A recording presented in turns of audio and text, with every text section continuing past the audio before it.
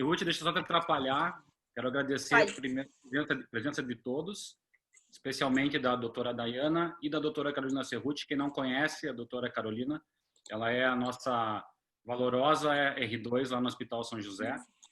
E agora ela vai mostrar para a gente por que ela é tão brilhante lá, vai mostrar para nós aqui também.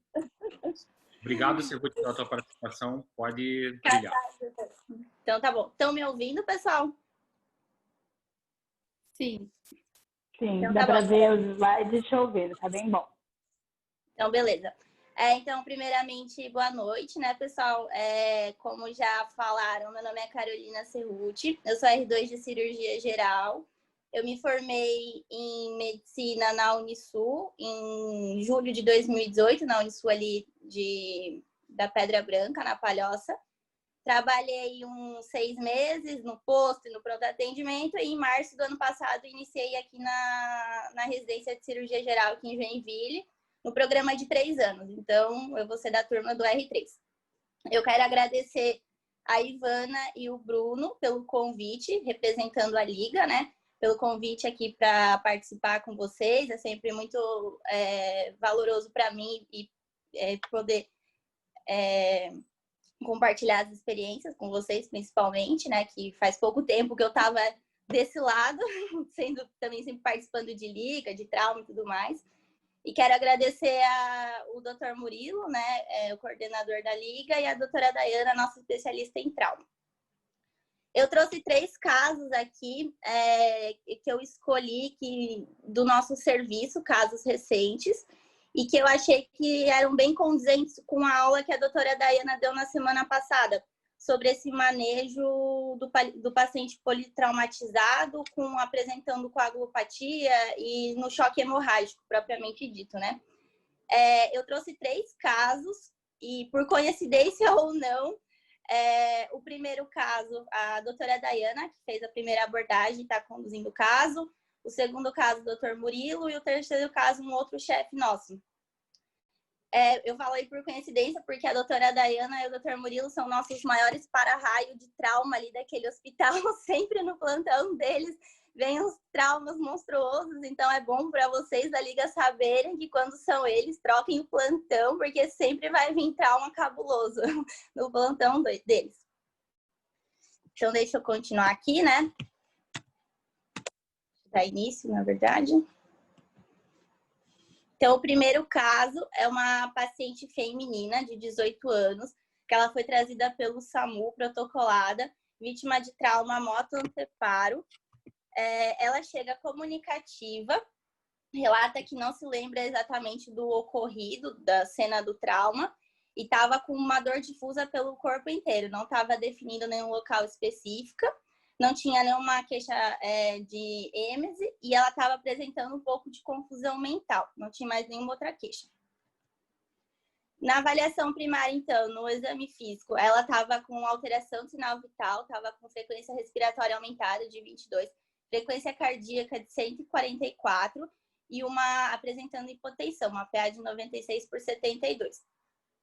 Então, seguindo o ABCD e na via aérea, ela estava e a parte da cervical, ela estava com colar cervical, ela estava com a via aérea PERV, que estava falando com a gente, né? Na parte do B, ela não estava com nenhuma alteração da respiração, não estava com ausculta diminuída, nada. No C, ela chega hipocorada, com extremidades aquecidas, com tempo de enchimento capilar menor que 2 segundos, os pulsos estavam cheios, lentos, regulares. Ela tinha um abdômen doloroso e rígido à palpação, não tinha sinais clássicos de irritação peritoneal, a pelve a princípio estava estável, apresentava uma fratura exposta do úmero direito. O Glasgow dela apesar da confusão mental, ela ainda apresentava Glasgow 15, sem nenhuma alteração de pupila. E na exposição, ela tinha a presença de um ferimento contuso em face direito. Com esses primeiros dados aqui, a gente já consegue ver e classificar, pelo que a doutora falou na aula passada, que essa paciente apresenta um choque hemorrágico, né? Tá com alteração tá com hipotensão, alteração do nível de consciência e uma frequência de 144. Com esses dados, a gente já classifica ele como um choque hemorrágico grau 3. Na avaliação secundária, então, no amplo, ela nos falava que tinha alergia de pirona, não tinha nenhuma comorbidade, não estava grávida, não fazia uso de medicação contínua, a última refeição não se lembrava. E a história do mecanismo do trauma, então, foi que ela, conforme a equipe do SAMU, só falou que era moto anteparo, sem nenhuma outra informação. Eles realizaram no transporte 4 ampolas de Transamin e fizeram 1.500 ml de Ringer durante o período pré-hospitalar. Na avaliação secundária, nos membros, tinha uma fratura exposta no número direito, nos outros membros, sem sinais de laceração, hematomodeformidade, movimentos estavam preservados, pulsos periféricos presentes, o dorso sem lesão, a coluna torácica e lombar indolor à palpação. Nesse primeiro atendimento, então, ali na sala de emergência, a gente consegue pontuar algumas coisas que a gente acredita que foram feitas as condutas corretas e algumas coisas que ficaram pendentes. Em relação a esse manejo do choque hemorrágico, foi feito mais 500 ml de Ringer, não extrapolou o que é preconizado de não passar ali de 2 litros no máximo. Já foi corrido um CHAD, porque choque hemorrágico grau 3 já é indicação de fazer volume e transfusão de sangue, né? Uma bolsa negativa. Foi feita a reserva de mais bolsas de sangue, foi solicitada a tipagem sanguínea para a gente poder transfundir essa paciente com sangue adequado e não ficar queimando o estoque de O negativo do hospital. Foi solicitado um HB e um HT de urgência e ela foi rapidamente conduzida ao centro cirúrgico. A paciente estava instável e apresentando sinais de abdômen em tábua, então trauma abdominal fechado, né? O que a gente viu que foi um pequeno erro que aconteceu durante esse atendimento foi que, devido à confusão mental da paciente, a gente conduziu ela rapidamente à tomografia para fazer uma tomo de crânio, para ver se não tinha alguma alteração ali. E nesse meio tempo, aquele CHAD, aquela bolsa de sangue que a gente tinha solicitado para ser feita na sala de emergência, acabou que não foi feita. Ela subiu para o centro cirúrgico sem que tivesse feito essa transfusão desse sangue. Então, durante a cirurgia dela, foi Eu posso fazer um comentário sobre o manejo inicial? Pode. Uhum. Então, assim, ó, a gente optou, ela estava com sinais de instabilidade, só que ela estava responsiva ao volume. Quando a gente fez esses 500 ml nela, a gente começou a correr, a pressão dela deu uma melhorada. A gente optou por fazer hipotensão permissiva, né? Apesar de ela estar um pouco confusa. Eu acredito, ela tinha um FCC, que acho que talvez não seja descrito em região zigomática aqui, mas ela não tinha, segundo, né, o SAMU, ela estava com FCC, e tal, ela não tinha aparentemente sinal de TCE importante. A gente optou, como era uma guria extremamente jovem, ela deu uma respondida a volume, a gente cortar um crânio, porque a neuro, eles não conseguem avaliar nada sem crânio. A gente não fez a tomografia de corpo inteiro, igual é feita, até porque a paciente estava instável. A gente cortou só um crânio, que dura menos de 30 segundos, e já subiu lá para o centro cirúrgico. A gente tem a facilidade, ali no São José, da nossa tomografia, ter uma tomografia moderna e rápida, e é no mesmo andar da emergência. Então, a gente bateu um raio de tórax, apesar da ausculta dela estar normal, lá no CEDUG mesmo, e já passou no crânio, na tomo, cortou o crânio e já subiu para o centro cirúrgico. Ela ainda, como tu falou exatamente, ela não tinha sinal de irritação peritoneal clássica, ela não tinha DB, mas ela falava que ela tinha dor abdominal. E ela estava confusa, que é uma coisa que a gente também viu quando a paciente faz uma baixa de perfusão cerebral. Um dos sintomas que pode ter é essa confusão cerebral. Ela ficava um pouco repetitiva e não recordava exatamente o que tinha acontecido. E isso podia ser apenas pela hipotensão e não por causa de um TCE mesmo. Mas a gente cortou um crânio para ter certeza, né? Você pode continuar. Não, até durante a apresentação desse caso, quando a doutora quiser me complementar, e o próximo caso, doutor Murilo, também, acho que seria interessante, assim. Então, continuando, ela foi levada para a cirurgia, né, para laparotomia exploradora. Aí foi observada grande quantidade de conteúdo seremático, de sangue mesmo em cavidade. Tinha uma laceração complexa do lobo hepático direito, com uma avulsão do segmento 6 e 7 do segmento hepático. E tinha também uma avulsão parcial, uma laceração importante do segmento 8 e 7. Além disso, foi observado um hematoma em zona 2, que ele não estava expansivo, e era pulsátil, mas não expansivo, e uma lesão esplênica. Foi, então, realizado a retirada desse lobo hepático direito. Eu trouxe até uma imagem aqui para vocês, para só se situarem. Aqui, então, essa parte estava avulsionada, estava completamente solta do resto do fígado. E aqui tinha uma laceração importante. E foi retirada, então, o lobo hepático direito avulsionado.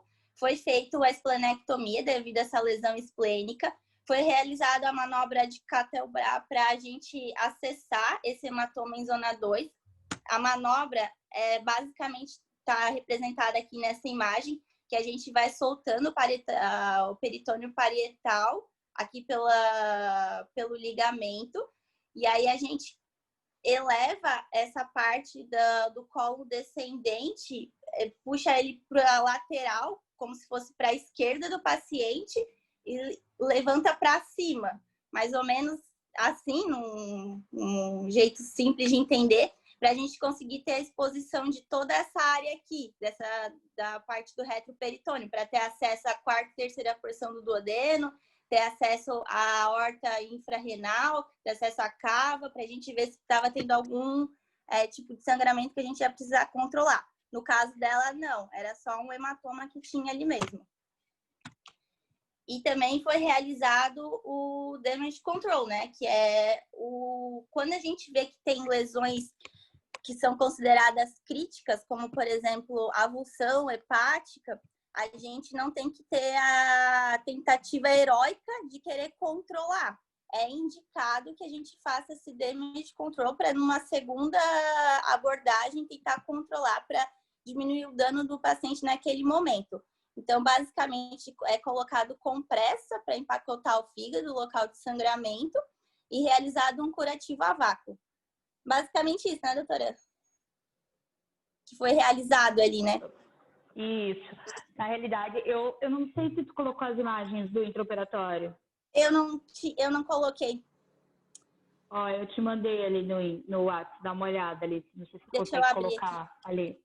Tem uma imagem que aparece a foto quando a gente abriu a barriga, que eu achei que o fígado fosse igual àquele caso que alguns de vocês devem ter visto, que era o cara da Makita, que era um fígado montável. Tinha uma laceração hepática importante, mas era um fígado montável. Independente da situação, a gente não ia suturar o fígado naquele momento, não ia fazer igual, exatamente, muito bem explicado ali pela Cerruti, a gente não ia fazer nada heróico ali no fígado. A gente, damage control não é uma cirurgia que não deu certo, a gente resolveu simplificar ela. Damage control é uma cirurgia que tem que durar no máximo 1h30. Os protocolos americanos falam até de 1 hora apenas, que a gente só diminui os pontos de sangramento principal e a gente leva o paciente para estabilização, coloca o paciente, aquece o paciente, diminui a coagulopatia associada ao trauma, que é aquilo lá que a gente conversou na aula passada, e daí reaborda ele com mais tempo. Esse paciente ele está extremamente inflamado, o paciente que acabou de sofrer o trauma. Então, não dá para ficar galinhando em cima dele. Não é para fazer um trabalho porco, mas não é para ficar galinhando em cima dele. E quando a gente abriu ali, fez toda a lapa de trauma, tem a mesma sequência. Abre na lâmina fria, geralmente a gente abre pele subcutânea na lâmina fria. Aí, em geral, se abre a aponeurose no cautério. A gente evita, independente se tu já sabe, se tu já tomografou esse paciente, se tu já sabe aonde que está a lesão, tu vai eviscerar o delgado, tu vai tirar para fora o delgado, tu puxa o delgado e tu empacota os quadrantes. O que isso significa? Tu pega um monte de compressa aberta e vai colocando, coloca lá no hipocôndrio esquerdo, coloca ali na goteira, enche compressa na pelve, enche de compressa em tudo quanto é lugar. Eu até vou tirar uma foto da próxima vez que a gente empacotar um paciente para vocês verem como que é. E daí depois tu vai tirando as compressas devagar e vai identificando aonde que tem os sangramentos e vai fazendo as manobras necessárias. Nessa paciente, até não sei se você vai conseguir mostrar a foto, eu achei que estava no Trello, esqueci de te mandar, porque uma dessas fotos eu recebi, na verdade, não foi no meu celular. Eu compartilhei aqui, ó. Isso, exatamente. Essa foto, quando a gente abriu, tinha essa imagem. Parecia que o fígado era algo montável ali, se vocês verem. Tá lacerado ali, tá vendo que tem os dedinhos puxando ali, ó? Então, tá lacerado, mas parece que o fígado é montável. Só que na hora que eu fui passar a mão por trás do fígado, o pedaço de fígado, não sei se tu tem a outra foto do pedaço do fígado ali. Vou colocar aqui. Uhum. Isso, ó, tá vendo que tá ali, isso aqui é fígado ali, tá aberto, tá rachado no meio. E isso por um trauma contuso. Então, foi uma cinemática, que a gente sempre bate, uma cinemática de extrema importância. Esse fragmento aí do fígado, tá vendo que tem um fragmento do fígado que é do tamanho de um cabo de bisturi, que é praticamente um tamanho de uma caneta Bic. Esse pedaço do fígado eu passei a mão, o pedaço do fígado estava grudado na parede, ele estava solto. Ele fez uma hepaté direita parcial traumática. A gente só retirou esse pedaço e mandou para análise, que é aquele ali. E esse outro é o baço. A laceração que ela tinha no baço, vocês verem ali, o baço é o que está para cima do bisturi. Era pequena, ela não era muito grande. Se ela tivesse só esse trauma, que dá para ver ali que tá tipo uma carninha exposta ali, ó, tá vendo? Se ela tivesse só esse trauma, isso poderia ser um tratamento conservador. Mas como ela era um paciente de politrauma grave, a gente já tinha feito a lapa e ela ia ficar discrásica, a gente optou por fazer esplené. Mas esse tipo de laceração esplênica pequena, assim, a gente pode tratar como conservador. Mas ela já tinha essa hepatia parcial, que é uma coisa considerável, era moderada ali, ó. Um tecido, pelo menos 2 lobos, uns pedacinhos, saiu na mão, assim. Na hora que passou a mão para tirar as compressas, veio o pedaço de lobo, assim, não precisou ligar nada. O pedaço estava solto. E daí, como a Teute falou, a gente pacotou ali a região do fígado, tudo, e fez o curativo a vácuo. Isso é uma coisa até que o Dr. Murilo vai falar bastante para vocês enquanto vocês estiverem passando visita e tudo mais. Então, uma coisa que eu também apoio absurdamente é curativo a vácuo, tem assim, ó, 1 milhão de motivos para tu fazer curativo a vácuo e tu não fazer bolsa de Bogotá. É muito, muito, muito melhor para o paciente. Desculpa, pode continuar. Então, basicamente foi feita essa abordagem ali e a gente fez o curativo a vácuo. No intraoperatório, a paciente recebeu 3 concentrados de hemácia, 4 unidades de plasma fresco congelado, 4.500 ml de cristalóide e ela terminou o procedimento sem necessidade de uso de droga vasoativa, sem necessidade de noradrenalina. Então, ela manteve com essas medidas uma estabilidade hemodinâmica. Então, como planejado, no dia 30/8, 2 dias após, a gente então reabordou essa paciente, 48 horas após. Foi observado que ela tinha uma mínima quantidade de secreção seremática em cavidade e não tinha nenhuma mais foco de sangramento ativo. Foi realizada também a colicistectomia, pois a paciente na parte ali do leito hepático, na vesícula mesmo, estava com sinais de uma parede espessada, sinais de uma colicistite mesmo. Então, foi realizada a colicistectomia e deixado 5 gelfuan, 3 surgicelos nesse leito hepático lesado. Eu trouxe aqui para vocês só para verem mais ou menos, que eu acho que tem gente de algumas fases mais iniciais. Esse daqui, é o surgicel, desculpa, é o gelfuan, que é como se fosse uma esponjinha hemostática, bem com a consistência de um isoporzinho, assim, que a gente coloca ele funcionar como hemostasia. E esse aqui do lado é o surgicel, que é como se fosse um tecidinho. Ele também é hemostático. Os dois são bastante usados ali no nosso serviço, né? Aqui eu trouxe dessa paciente, para vocês terem uma ideia, como a gente está falando sobre coagulopatia, o que foi os exames laboratoriais dela de 24 horas. Para vocês terem ideia como é muito dinâmico essas primeiras 24 horas de trauma, por isso que é feita tanta coisa de plasma, plaqueta, para tentar não alterar tanto e não levar a coagulopatia.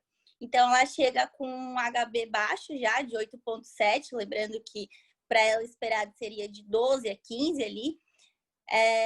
Vai para 9,5, 9,9, 9,4, 6,4, 8,6. o HT também manteve sempre mais baixo do que o normal.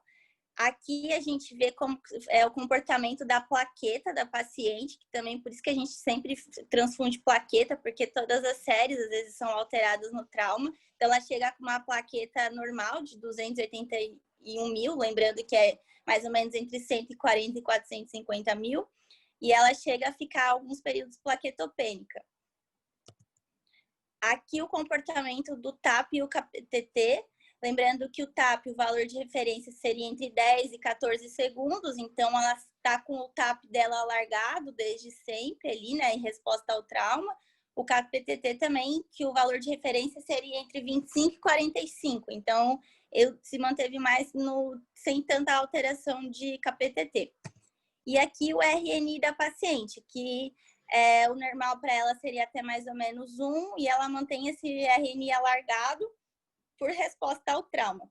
Nessas 24 horas, com essas curvas laboratoriais que eu apresentei, foram realizados em 24 horas todos esses hemoderivados. Então, a gente considera que ela fez um protocolo de transfusão maciça. A gente não colocou só volume, não colocou porque ela estava instável, não passou só sangue porque o HB estava baixo. A gente foi estudando como é que estava se comportando as outras séries, o RNI, as plaquetas, para tentar corrigir. Então, foram realizadas 18 unidades de plasma, 6 asféres de plaquetas, 5 bolsas de sangue e 2,5 gramas de transamin.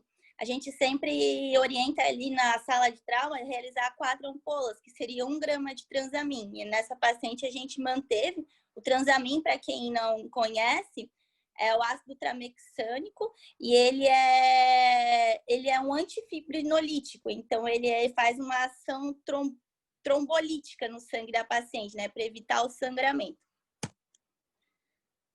Desse caso, foi mais ou menos que a gente trouxe, foi para mostrar isso mesmo, que em 24 horas, o quanto que a gente usa para tentar corrigir o tanto de alteração de laboratório que o paciente apresenta, né? Uhum. Aí, se vocês lembrarem da aula passada, que a gente tem que manter o RNI abaixo de 1,5. Essa paciente fez em vários momentos RNIs acima de 1,5. Uhum. Eu tinha falado na aula passada da disfunção plaquetária. Apesar dela ter aproximadamente 140 mil plaquetas, até o primeiro colega que ficou manejando ela, ficou meio assim de passar plaqueta, porque ela tinha passado, e plasma também. E falou, não, mas ela passou plaqueta e sangue no intraoperatório, a plaqueta dela está normal, não sei por que vai passar plasma. E estava 1,58 de RNI. Eu conversei com a colega até na madrugada desse dia, falei, não, a gente tem que passar, vamos pedir plasma de novo para ela e vamos pedir mais plaqueta, porque ela está no limite inferior da normalidade, essa menina vai sangrar. E enquanto eles preparavam, porque plasma fresco congelado, como o próprio nome diz, ele é congelado, então precisa descongelar o plasma para poder passar para a paciente. E a plaqueta a gente não tem especificamente no São José, a gente tem um estoque bem pequeno, ele vem do regional. E ia ser menos de 1 hora que a gente repetiu o laboratorial dela e estava descongelando o plasma e trazendo as plaquetas, o RNI dela, que era 1,50 e alguns quebradinhos, foi para 1,8. Lembra que eu falei na aula passada que isso é aumento de morbidade. Ou seja, reforçando aquilo que a gente conversou na aula passada também, que o exame de sangue, ele dá a fotografia do momento da coleta. Ele não dá a noção exata de como o paciente está naquele momento, entendeu? Uhum. Então, essa paciente evoluiu super bem. A gente fechou ela 48 horas depois. Ela começou com 1 hora no pós-operatório, óbvio, né, pela inflamação. A orto fixou o braço também, o número direito dela.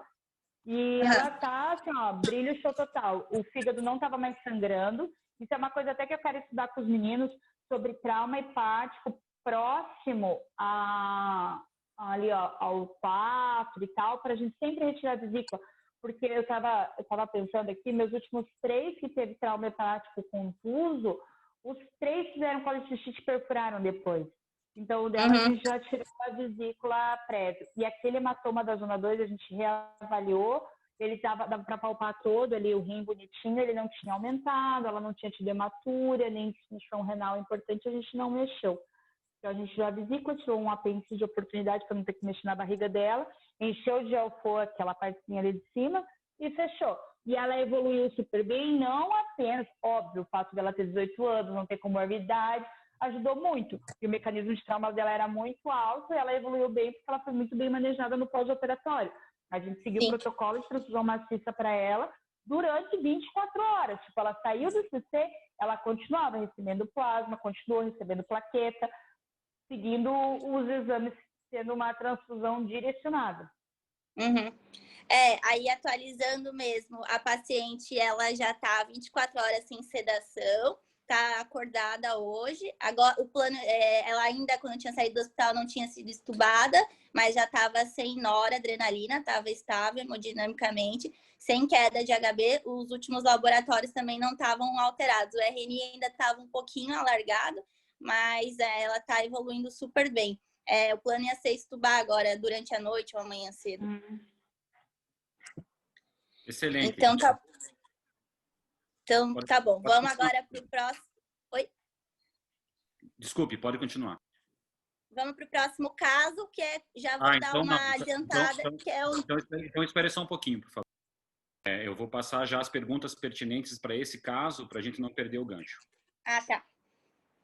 A primeira pergunta foi em relação à reposição volêmica no pré-operatório. Ele recebeu, pelo que você me falou para a gente, 1.500 ml. A pergunta é se isso não é uma quantidade muito grande de soro, levando em consideração o que a doutora Dayana falou na aula passada, que o soro ele tem a capacidade de ampliar o volume intravascular, mas não tem a capacidade de transportar oxigênio, e você aumentar a pressão do paciente muito com soro, você vai, na verdade, destamponar eventuais sangramentos e desmontar eventuais coágulos, e depois você vai aumentar o sangramento indiretamente.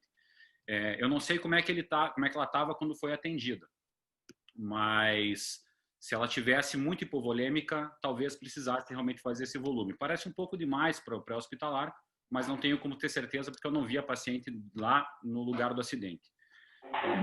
Mas não é a coisa mais ideal. Mas talvez precisasse mesmo, talvez ela tivesse com uma pressão tão baixa a ponto de precisar de tanto volume. O que seria o ideal para se fazer? Você conseguir em pacientes graves, em choque grave pré-hospitalar, você conseguisse transfundir sangue já no pré-hospitalar.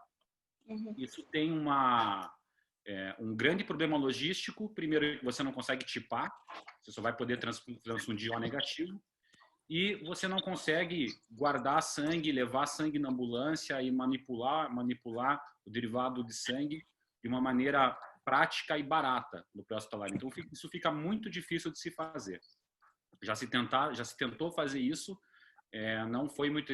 Na Alemanha já se tentou fazer, se não me engano, nos Estados Unidos já teve programas pré-hospitalares para tentar fazer isso, mas ainda não se achou uma maneira adequada de se fazer isso. A coisa mais próxima que deu certo, que existe, até a gente viu uma palestra no Congresso de Trauma do ano passado, é que o Exército americano desenvolveu uma forma de você levar bolsas de sangue vivas para dentro do campo de batalha, do Exército, durante um evento de guerra. De que forma? Eles começaram a pegar os soldados e montar as tropas, os grupos de soldados, com soldados que eram compatíveis hemodinamicamente entre eles. Então, eles testavam os soldados e você sabia que tinha 3 ou 4 companheiros que tinham sangue possível de ser transfundido para você.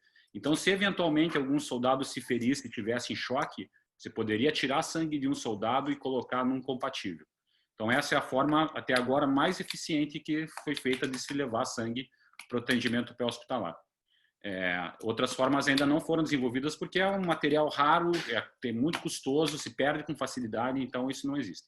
Então, respondendo a pergunta se foi muito volume, eu não sei, porque eu não estava lá para dizer. É que o pré-hospitalar dela é pré-hospitalar em um PAN, entendeu? Ela foi atendida pelos bombeiros e foi levada para um pronto atendimento. Tá, e daí, no pronto atendimento, ele passou quase 1.000, entendeu? Porque ela estava muito chocada. Mas eles mantiveram hipotensão permissiva o tempo todo. E daí, enquanto ela estava no transporte até o São José, que foi em... não é Araquari, foi numa cidadezinha bem próxima daqui. Então, ela bateu bem próximo do pronto atendimento e foi levada para o pronto atendimento onde passaram 1.000. E daí, durante o transporte, que não deixa de ser um pré-hospitalar, né? Era um pronto atendimento. E daí, durante o transporte, ela correu mais 500. Mas o tempo todo foi feita uma hipotensão permissiva. Até no intraoperatório, que passou bastante, né? Que é 4.500. 4.500 é um volume considerável. Quando a gente fez aquela manobra que a Carol mostrou ali, a Catelbra, que a gente retira tudo e ergue, assim, solta todo o intestino e ergue, tem acesso aos grandes vasos, essa manobra aí, que a gente vê aí zona 2, zona 1, né? Principalmente com o hematoma zona 1, sempre tem que explorar. A cava dela ali, tu vê a cava dela tava assim, ó, muito cheia de tudo, entendeu? Então era um volume que cabia nela, e no intraoperatório, que se passou quase 5 litros, 4,5, era algo que o sangramento estava contido. Então a gente tinha contido o sangramento e passado o volume. Aí tudo bem. Show. A outra pergunta é tema da aula passada também, se existe alguma diferença de Ringer lactato para soro fisiológico na reposição.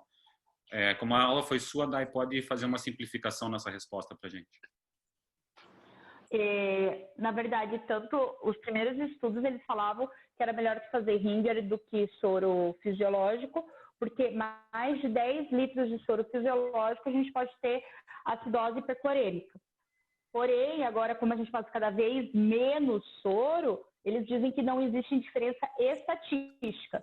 Só que se tu for passar uma grande quantidade porque os dois podem ter complicações metabólicas. O soro fisiológico faz acidose hiperclorêmica e o Ringer lactato faz alcalose metabólica, né? Então, porque o Ringer lactato tem lactato e isso deixa o pH mais alto. E então não existe diferença estatística, mas geralmente no primeiro manejo do trauma a gente prefere o Ringer, né?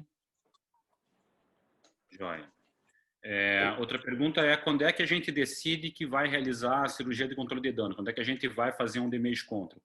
Isso é variável. O damage control ele é utilizado principalmente em pacientes que estão em situação de choque grave, com risco muito grande de entrar em coagulopatia e provavelmente com lesões muito complexas para que a solução seja imediata.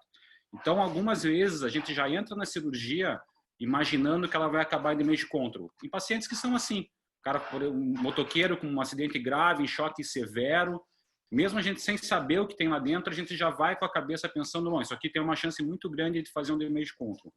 Então, a gente pode tomar essa decisão antes mesmo de começar a cirurgia, se baseando na experiência e na situação que a gente está encontrando na fotografia daquele momento. Isso não precisa...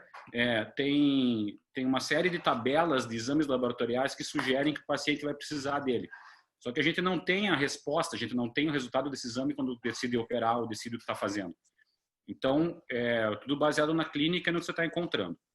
Em algumas outras vezes, a gente pode tomar essa decisão durante o transoperatório, quando a gente dá de cara com uma complexidade de lesões muito grandes que o tempo perdido para reconstruí-las podem estourar a nossa golden hour e aumentar o risco do paciente. Então, a gente minimiza os danos, para o sangramento, interrompe a contaminação e deixa para terminar depois. Então, essa decisão é uma decisão dinâmica, ela pode ser tomada em diversos momentos da cirurgia. E algumas vezes você pode entrar na barriga com o objetivo de fazer damage control e encontrar uma lesão simples, porém grave, e quando a solução dessa lesão já seja suficiente para você desfazer a tua ideia e continuar a cirurgia com um final tradicional. Dai, quer acrescentar alguma coisa, talvez, em relação a isso? Não. Eu acho geralmente mais... Isso aí é nível de evidência 0, nível de evidência, dizem por aí. Eu geralmente acredito que é mais fácil a gente se preparar para um damage e não fazer quando é perfurante, quando é ferimento para arma de branca, geralmente. Assim, na minha pequena experiência, não sei o que tu acha. A arma branca, às vezes, tu entra para fazer um damage e dá para tu fazer uma cirurgia curativa em menos de 1 hora. Agora, trauma contuso e arma de fogo, geralmente é melhor tu fazer o damage, porque a cinemática do trauma é muito grande. Por exemplo, uma perfuração, de estômago, colo. Lembra, eu apresentei nas duas últimas aulas, eu coloquei aquela imagem que era uma mulher no centro cirúrgico que tinha uma faca penetrada, sabe? Aquela mulher, ela tinha tirado estômago e fígado, se eu não me engano. Estômago, fígado e cólon. Eu não lembro, eu sei que eram 3 coisas. A cinemática que essa paciente teve e a cinemática que um paciente que leva um tiro e fura estômago, fígado e colo é muito menor. Por causa da energia cinemática, a energia de calor térmico de transmissão. Nunca li nada a respeito disso, não sei se você já leu alguma coisa, Murilo, sobre isso. Não, sobre, normalmente associado à lesão cinemática, sim, mas porque a energia de um trauma contuso, até teve um outro trauma contuso que a gente no mesmo dia dessa guria aí, cara, a energia é uma coisa absurda, assim, é absurdo. A energia, para entender a energia para tu rachar o fígado no meio é muito grande. É muito grande. Olha o quanto que tu usa de cautério para cortar o fígado lá e demora uma eternidade, entendeu? A energia para tu rachar um fígado no meio é uma coisa absurda. Show. Uma outra pergunta foi sobre o momento de reabordagem. Se a gente faz em 48 horas, se faz antes, se faz depois. Isso tudo depende. Se você opta por um damage control e eventualmente você percebe que ele não está sendo efetivo, que talvez tenha ficado alguma... Você tenta fazer um damage control, daqui a pouco está saindo cocô pela ferida, pelo curativo a vácuo. Então, o damage control não foi eficiente, você não conseguiu impedir a contaminação. Isso pode adiantar o momento da cirurgia, não para interromper o damage control, mas para complementar e tornar ele mais eficiente. Então, você pode fazer antes. E agora, reabordar, agora não tem um cronômetro no paciente dizendo que em 48 horas você tem que entrar de novo. Deu 48 horas, corre rápido, precisando de cirurgia, se der mais meia hora ele vai morrer. Não existe isso. Não é o relógio que determina a hora que te diz a hora de reabordar. Quem te diz na hora de reabordar é o próprio paciente. Então, por que você faz o damage control? Você não quer que ele entre, você quer tratar a tríade da morte dele, basicamente. Então, quando é que você vai reabordar? Quando ele tiver um risco menor, quando ele estiver saindo da tríade da morte.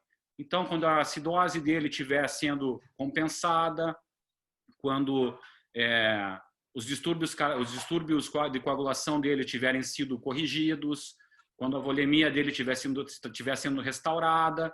Então, quando você fez tem que pensar o seguinte, você fez um damage control porque o paciente era grave demais para sobreviver à cirurgia completa. Então, quando é que você vai ter que fazer a cirurgia completa? Quando ele tiver a capacidade de sobrevivência. Isso pode levar 24, 48, 72 horas, 96 horas. Não tem tempo. Você vai operar o paciente quando ele te contar que ele tem condições de aguentar a cirurgia. Aí você vai lá e continua. A gente até teve, no dia que a gente foi abordar essa guria, a gente ia abordar um outro paciente que estava numa outra UTI com trauma contuso também. Era um paciente que tinha chegado grave também. Mas o paciente estava hipotérmico ainda, extremamente discrásico, e ele não disso, mas... Vocês estão me ouvindo? Que eu estou com o meu telefone aqui. Tá. Ele estava extremamente discrásico, ele estava acidótico e ele estava próximo de 48 horas, mas não dava para abordar ele naquele momento. A gente teve que deixar ele conversar com o intensivista, por isso que a boa relação com todas as equipes é bem importante, a boa relação com os anestésios, a boa relação com a UTI e lembrar que o paciente é teu, principalmente se quer fazer cirurgia, o paciente é teu, o paciente está na UTI, está sendo manejado pelo colega da intensiva, só que a responsabilidade do paciente é tua. Então não é aquele negócio, joga o paciente na UTI e nunca mais passa a visita nele, entendeu? O paciente é teu, cara. E o paciente não estava, a gente discutiu aquele momento com o Jorge, que estava no plantão, que estava pegando o plantão, ele não estava adequado para abordar naquele momento. A gente teve que abordar no outro dia. Nesses 2 casos, que os 2 eram trauma contuso de acidente automobilístico, que a gente tinha deixado, que geralmente a gente foi para fazer o curativo a vácuo, dá até para a gente falar na próxima aula sobre curativo a vácuo, a gente coloca uma compressa para não entrar, um saco plástico estéreo, para as compressas não entrarem em contato com as alças, nem com coisa. E nesse a gente tinha deixado compressa tamponando ali o fígado. E daí na hora, esse que demorou mais tempo, na hora de retirar as compressas, ficou até a marca. Tá me ouvindo? E teve certo momento que estava a compressa machucando ali o intestino. Na hora que a gente soltou, quase descerosou ali. Mas deu tudo certo no final. Mas eu concordo plenamente com o Dr. Murilo. Não existe um tempo específico. Serruti, se quiser dar continuidade, por favor. Tá, vamos continuar aqui, então.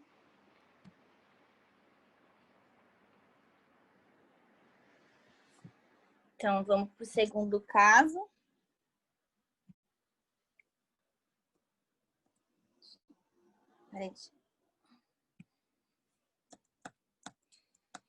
Então, o segundo caso é um paciente masculino de 30 anos, que ele foi trazido pelo SAMU em intubação orotraqueal, já em ventilação mecânica, com relato de ter sido vítima de ferimento por arma de fogo em região torácica direita.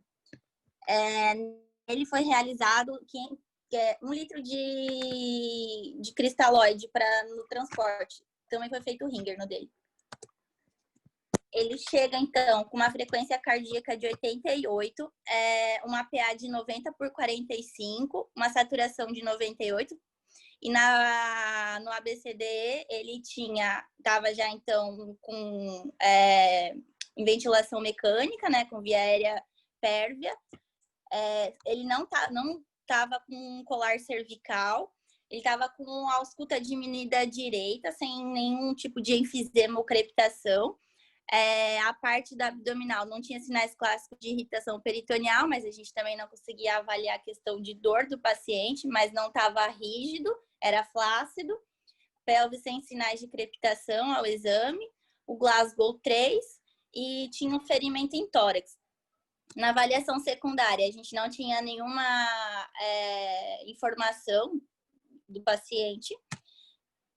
E também na avaliação secundária, então, a gente observou que ele tinha um ferimento por arma de fogo com entrada em região torácica anterior e saída em região lombar à direita, mais ou menos, estava meio interrogado ali, pelo que eu vi no prontuário. E ele também tinha um outro orifício na região lombar direita, seria um orifício de entrada. Ficou um pouco com dúvida se era uma entrada e saída ou se tinha um de entrada na região anterior e o outro de entrada na região posterior.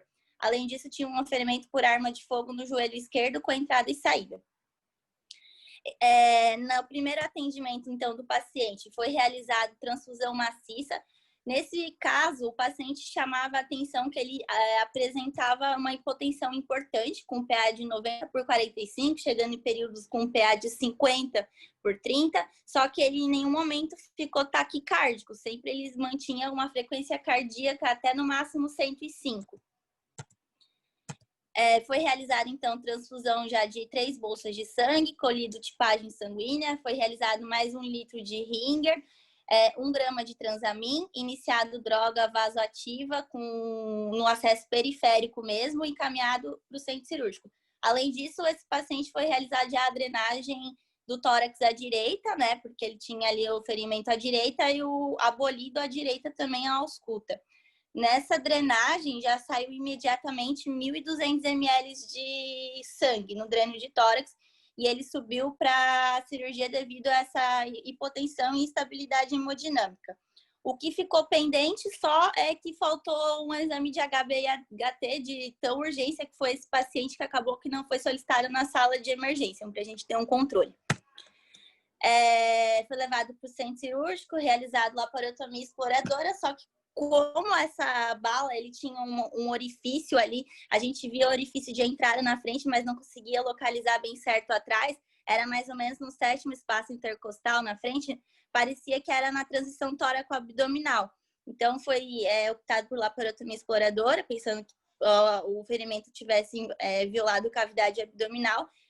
Entretanto, não foi observado nada de sangramento e nenhuma alteração intraabdominal.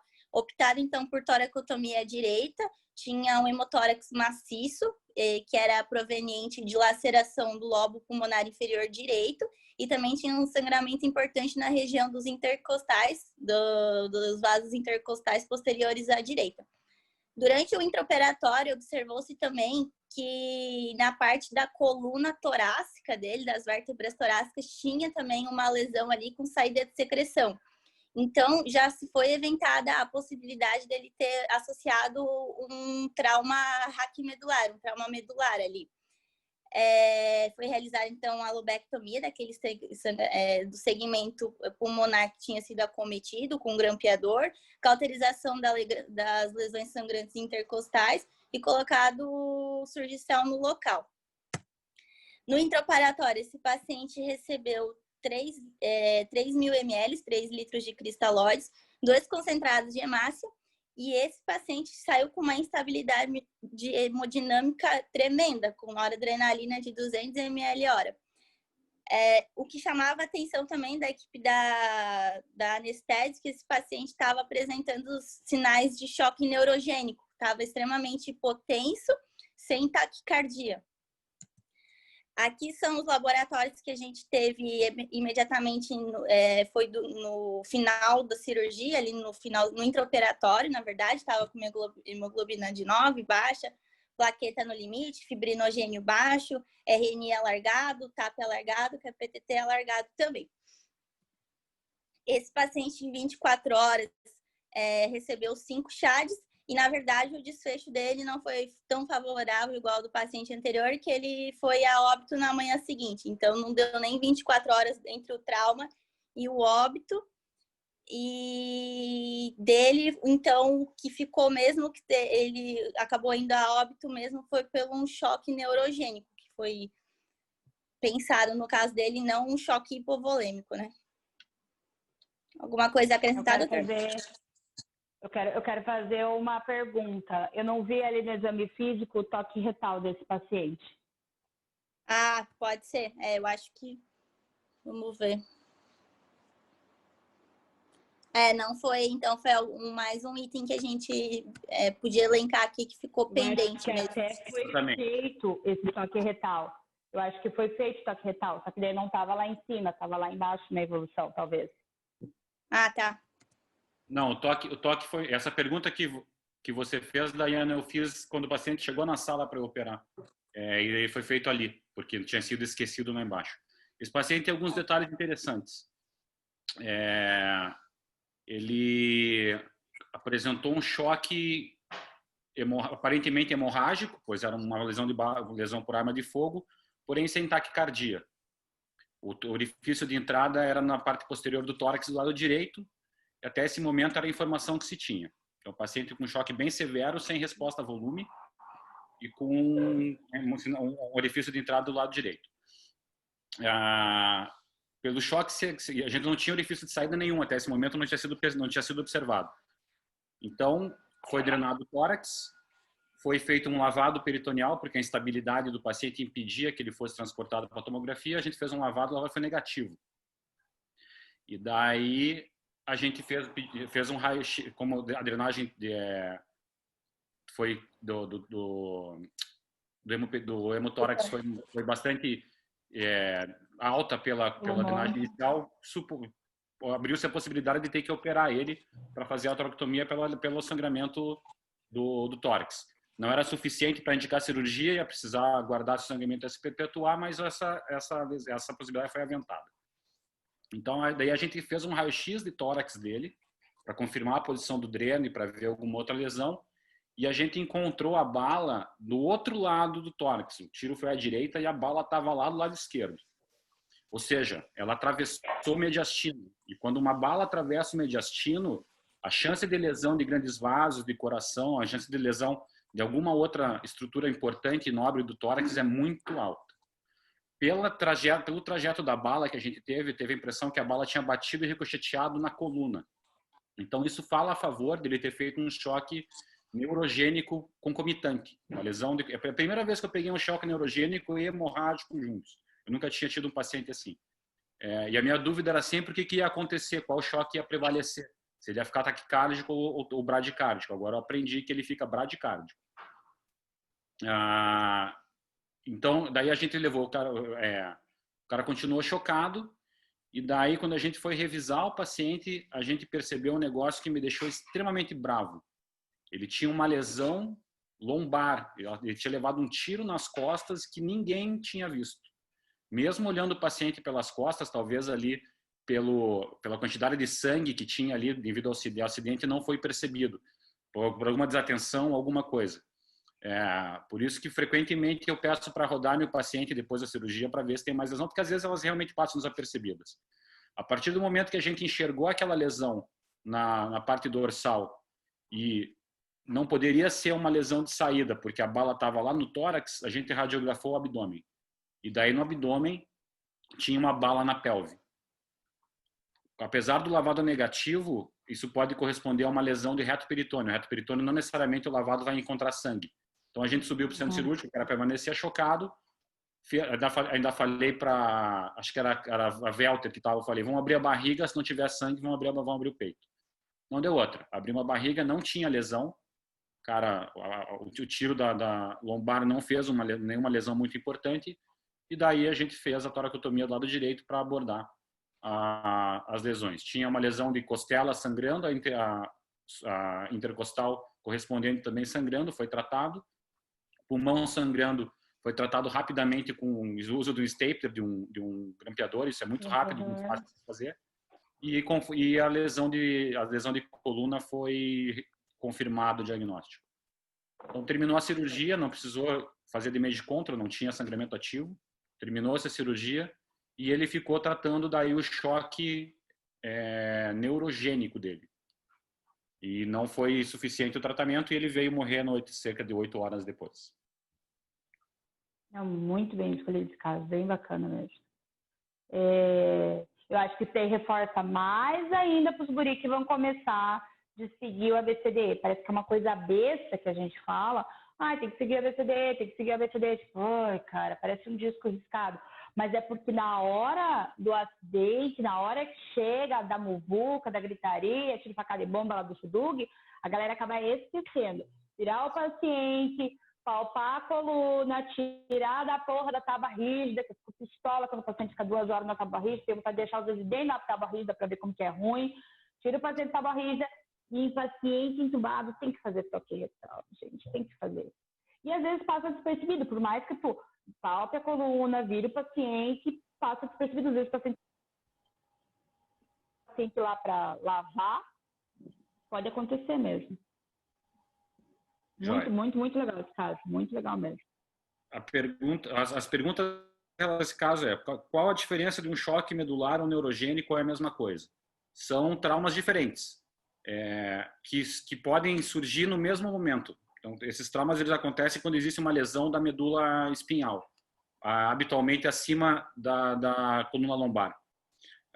O choque neurogênico é esse choque que a gente enfrentou. Por falta de tônus, os vasos sanguíneos do corpo eles se dilatam e a gente tem uma desproporção entre o conteúdo e continente. Então, o paciente fica vasodilatado com uma quantidade de sangue constante, então a pressão dele cai por vasodilatação extrema, por falta de tônus do vaso sanguíneo. O tratamento disso é com droga vasoativa para o tônus voltar. Você repõe volume, mas você tem que fazer o tônus voltar. Normalmente esses choques eles não estão associados a choque hemodinâmico, eu nunca vi acontecer, foi a primeira vez. Você vai encontrar outras coisas no paciente. Então, o paciente hipotenso, normocárdico ou bradicárdico, com a pele quente. Então, essa é uma característica, porque está vasodilatado, isso é uma característica do choque neurogênico. O choque hipovolêmico tem hipotensão com taquicardia e pele fria. Então, você consegue diagnosticar a diferença dessa forma. Esse paciente tinha a pele quente. Eu segurei ele várias vezes quando a gente chegou no centro cirúrgico, falei para o anestesista, tem choque neurogênico, eu acho que tem choque neurogênico associado. Então, é isso que acontece devido ao trauma agudo da lesão, uma lesão aguda da medula. O choque medular ele pode acontecer ao mesmo tempo. O choque medular também é um choque que é um reflexo de uma lesão medular. Só que o choque medular ele se restringe, esse conceito se restringe à função da medula depois do trauma. Por exemplo, quando a medula sofre um trauma, ela entra num estado de trauma hiperagudo, de choque realmente. Então, A pessoa pode ter perda do tônus perianal, pode ter perda dos movimentos dos membros inferiores ou dos superiores também, dependendo do nível de lesão. Só que a gente não consegue determinar exatamente qual que é o resultado final da sequela dessa lesão no momento inicial. Por quê? Porque a coluna recém-traumatizada está no choque dito medular. Então tem que esperar a medula diminuir o edema e compensar um pouco e eventualmente algumas fibras ainda preservadas conseguirem passar os seus estímulos nervosos para adiante da lesão, e daí você vai ter uma medula funcionando na sua capacidade total para aquela situação, e você vai saber qual que é o grau final de sequela que essa lesão produz. Então, a sequela do trauma medular, você não consegue determinar a sequela definitiva no momento do trauma, porque a medula está em choque medular. Essa é a diferença. É um conceito de choque que não tem a ver com uma distribuição. É diferente. As pessoas às vezes confundem o termo choque medular com choque neurogênico, mas são coisas distintas que podem acontecer no mesmo momento. Dai, quer complementar alguma coisa?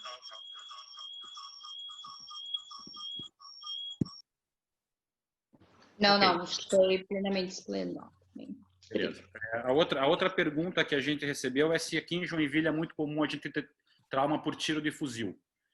Eu nunca vi.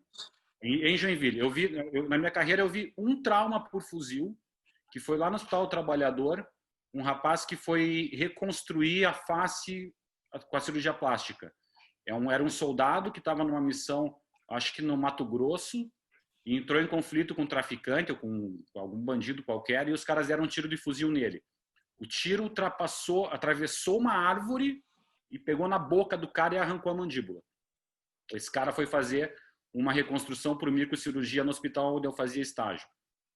Semanas depois. Então foi o único tiro de fuzil que eu vi.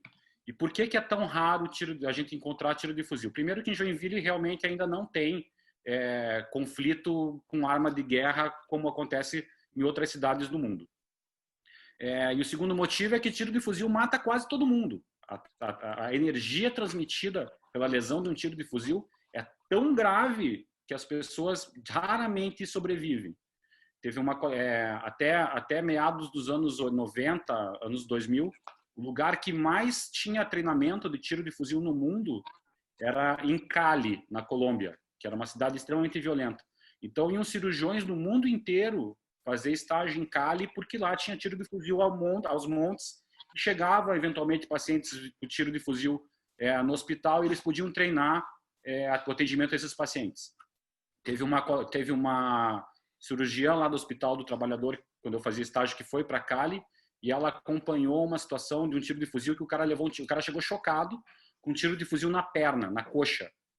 A coxa praticamente amputada. A experiência lá dos cirurgiões de lá era tão grande que o cara chegou com esse tiro na coxa e eles indicaram laparotomia pro cara. E elas falaram, laparotomia? O cara, não, isso aí tem lesão abdominal, um tiro na coxa de fuzil. Ele já sabia, a transmissão de energia é tão grande que eles já sabiam que era na barriga o problema. Então, ela falou que quando eles abriram o paciente, ele tinha um tiro na coxa, relembrando, ele tinha uma explosão hepática, só pela transmissão de energia que essa lesão pode fazer. E outras lesões intraabdominais associadas.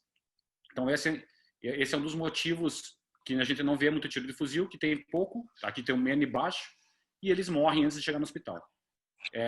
Como eu falei, nos anos 2000, até os anos 2000, era em Cali que se treinava tratamento de tiro de fuzil.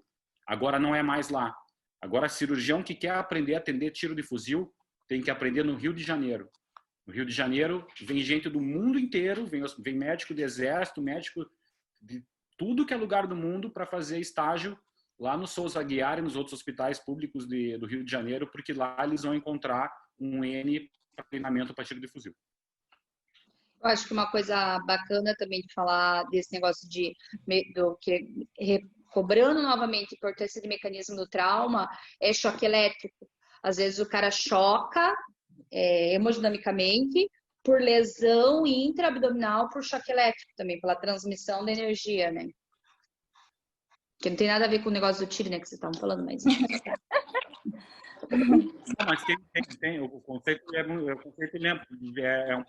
lembra um pouco, sim. Só é outro tipo de energia, não é uma energia cinética, é uma energia elétrica. Mais fácil, pode fazer. Ok, Serruti, tem mais um caso? Vamos para o último caso, então.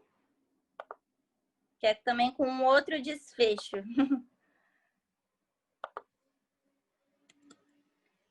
Então, o terceiro e último caso. Deixa eu abrir aqui.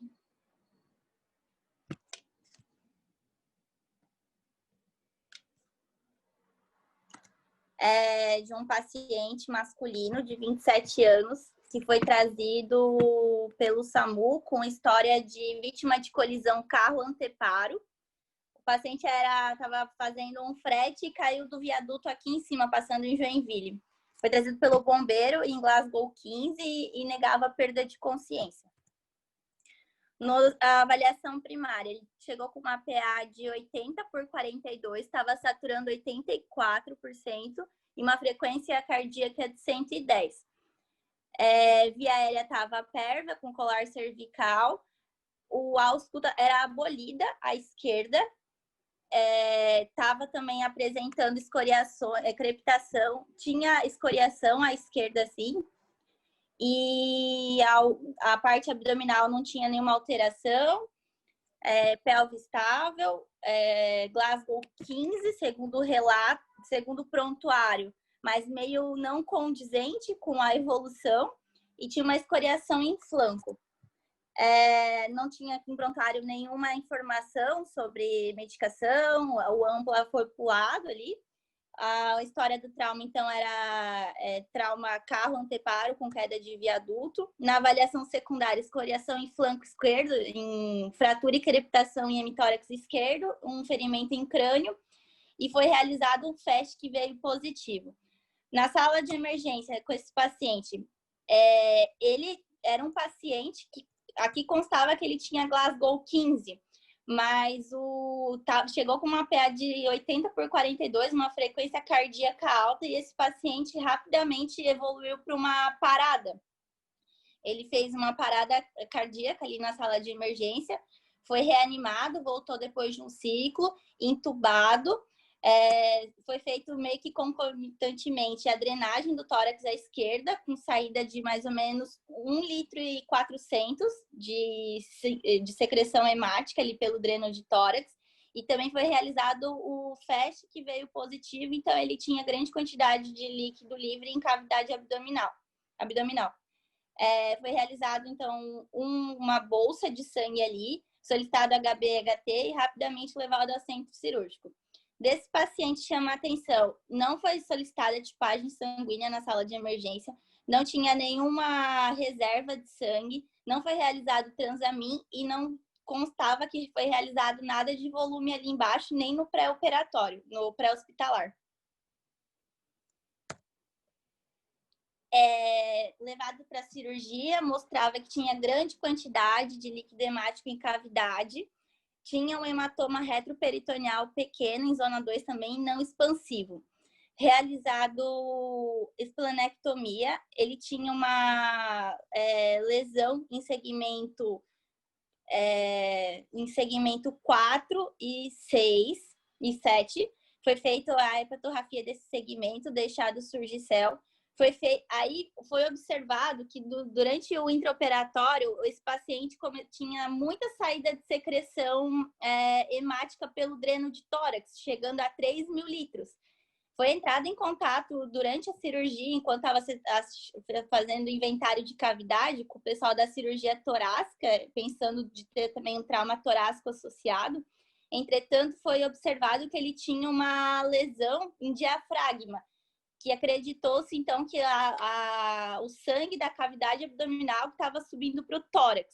Então, nesse momento, foi orientado fazer a rafia dessa lesão do diafragma, realizado o damage control também, deixado 7 compressas em cavidade, o paciente ficou em peritoneostomia, só que nesse caso não foi realizado curativo a vácuo, foi optado por realizar uma bolsa de Bogotá com esse paciente. No intraoperatório, ele recebeu 6 concentrados de hemácia, 6 bolsas de sangue, né? 800 ml de plasma, 1 grama de fibrinogênio e saiu com o procedimento com noradrenalina de 30 ml horas, com droga vasoativa, né? Aqui, esse paciente, eu optei por trazer ele porque foi um paciente que fez muita coagulopatia nessas 24 horas. Ele tinha um HB baixo também, se manteve sempre baixo, apesar da transfusão maciça de sangue. Ele ficou extremamente plaquetopênico, chegando a 45 mil e não conseguiu muito voltar com as medidas. Ele teve um alargamento de TAP e KPTT muito importante e o RNI chegou a 20 desse paciente. Eu até imaginei que poderia ser um erro laboratorial, mas depois fui confirmar, ele ficou extremamente discrásico.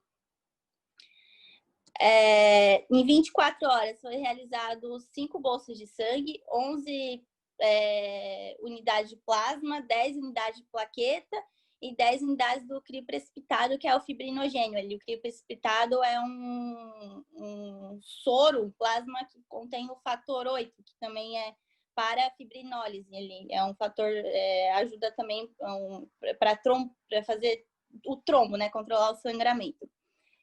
Esse paciente, ele ficou, então, deu entrada no hospital em março do ano passado e recebeu alta em junho do ano passado. Foi um paciente que foi submetido a 9 abordagens cirúrgicas, a 10 abordagens cirúrgicas, sendo que a última abordagem a gente realizou o fechamento da parede abdominal. O curativo a vácuo talvez teria ajudado a encurtar um pouco esse tempo, porque esse paciente ficou muito tempo com o abdômen que a gente não conseguia fechar, ficou com... teve complicações na UTI.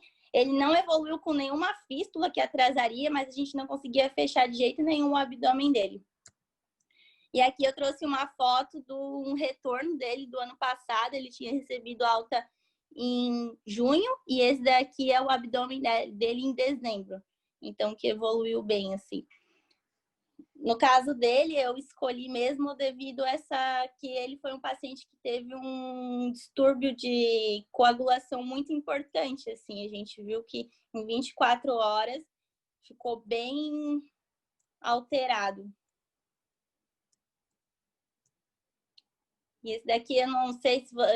nesse paciente, tanto a doutora Dayana quanto o doutor Murilo abordaram ele. Mas foi um paciente que ficou bastante tempo ali com a gente, mas teve um desfecho legal também. Não sei se querem acrescentar alguma coisa dele. Vou acrescentar já aproveitando a pergunta. A pergunta é qual que é a diferença da bolsa de Bogotá para o curativo a vácuo e por que a gente sugere usar o curativo a vácuo.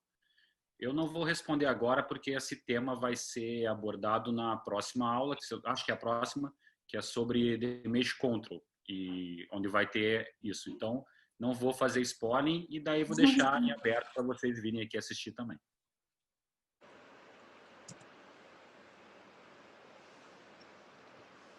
Aqui tem... tá. Então, era isso, pessoal. Eu acho que foi interessante a apresentação dos casos clínicos, assim, ali do nosso serviço, porque mostraram como a gente está conseguindo evoluir em alguns aspectos, né? A gente está conseguindo algumas coisas tornar bem medular quase, de não ficar colocando só volume, de ir atrás de transfundir o paciente logo. Foi interessante também para mostrar que, por mais que às vezes faça tudo que é possível, tem desfechos diferentes, né? E para lembrar disso, que o paciente não é só... tem todo esse manejo dessa coagulopatia. Por mais que a gente vai operar rápido, os chefes são brilhantes ali no intraoperatório, se não ficar atento com isso, a gente não consegue ter um desfecho favorável. Deixa eu dar uma olhada aqui que a doutora Dayana tá me mandando. Eu mandei umas fotos ali do curativo a vácuo e de uma Bogotá, porque eu não sei se os meninos já viram. Não sei o que vou vocês compartilhar. acham. Isso, compartilha para mostrar para eles, ó. Isso aqui é um curativo a vácuo, isso aqui é uma bolsa de Bogotá, que a gente vai falar mais na próxima aula. É meio ruim, assim, né, a aula não ser presencial, porque não dá pra ver a cara de vocês. Não dá pra ver se vocês estão tipo, ai, meu Deus, parem de falar. Ou se vocês estão aproveitando. Porque eu achei essa aula bem, tipo, a gente discute bastante caso, bastante coisa. Não, e a gente ainda é meio barbeiro nesse computador e ficar fazendo esse modelo. Ó, isso daqui é um curativo a vácuo, então, pessoal, que a gente basicamente faz sempre com o mesmo jeito, coloca um saco estéreo, então, para proteger a alça. Coloca compressa, que ele funciona como meio absortivo. Tipo, eu nunca vi, mas pelo que eu já li, pelo que me contaram, o curativo a vácuo correto é uma esponja, né, que vai, não são essas compressas, né, para absorver o que forma de líquido, né. E aí a gente coloca uma sonda nasogástrica calibrosa, que ela tá aqui, para também tirar esses líquidos que vão sendo formados. Por cima coloca uma nova compressa para proteger essa sonda. E esse plástico, como se fosse um papel contact, que é o Opsite, né? E faz o vácuo. Aí o vácuo é ligado, então, aqui pela sonda nasogástrica no vácuo da cabeceira ali do paciente. E aí a gente troca conforme a necessidade, conforme ele vai encharcando, a gente vê que ele vai tendo muito débito, às vezes ele começa, essa compressa não é extremamente eficiente, então ele vai vazando o líquido aqui pelas beiradas, aí a gente faz a troca. Quando o abdômen está congelado. No começo do meu R1, a gente lavava aquelas esponjinhas, a mesma esponjinha que lava a mão, a gente lavava elas e passava, usava o dreno de suctor e passava por dentro das esponjinhas para fazer o mais próximo do comercial. Eu não sei, pelo menos o que a gente viu mais é que com a compressa é bem mais efetivo. A diferença de efetividade do curativo a vácuo, esse tupiniquim que a gente faz, e o com as esponjinhas, é que o com as esponjinhas, não por causa da esponjinha, mas é porque o curativo a vácuo da empresa mesmo, esqueci o nome da empresa, não é da Éticos, eu não lembro, da empresa mesmo, ele fica uma pressão de sucção contínua e o tempo todo. E o que a gente vê ali, por exemplo, no São José, que é um hospital que a enfermagem é super orientada com o negócio de trauma ali.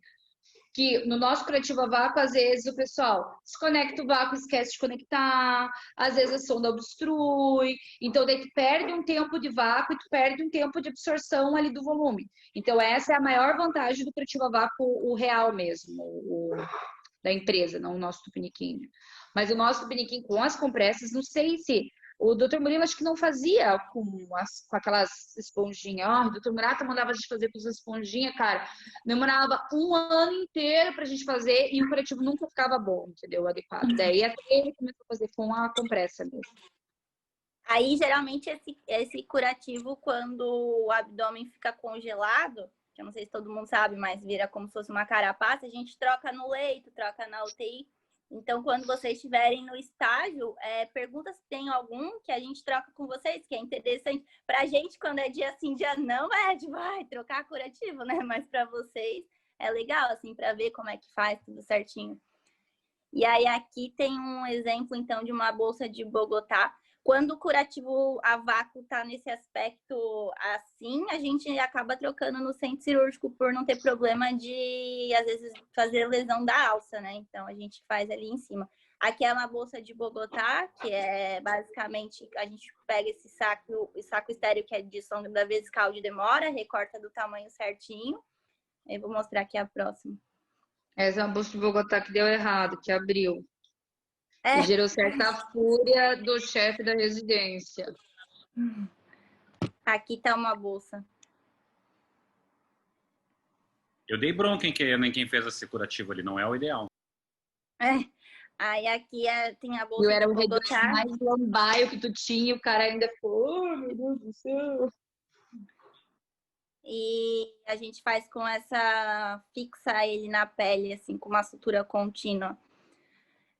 Essa bolsa de Bogotá, eu não lembro de quem que era, mas era do paciente da Makita ou é aquele trauma do começo, do final do ano? É o da Makita? Não, esse é da Maquita, do trauma do final do ano eu não tenho no celular. Ah, tá.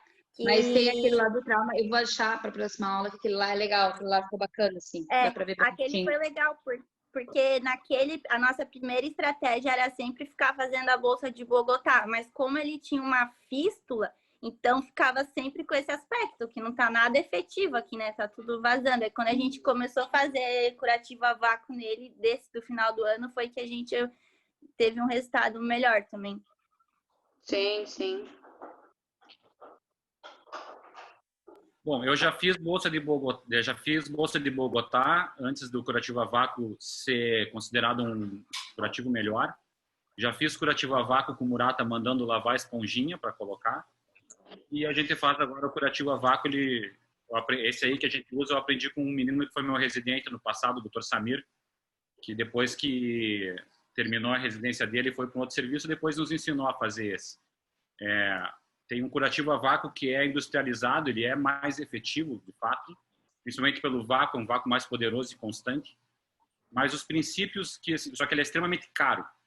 E os princípios do curativo a vácuo, que fazem com que ele funcione melhor que a Bolsa de Bogotá, a gente consegue transmitir, a gente entendendo o curativo a vácuo, a gente consegue aplicar esses princípios na nossa forma tupiniquim ali, no nosso enjambrado, e funciona tão bem ou quase tão bem.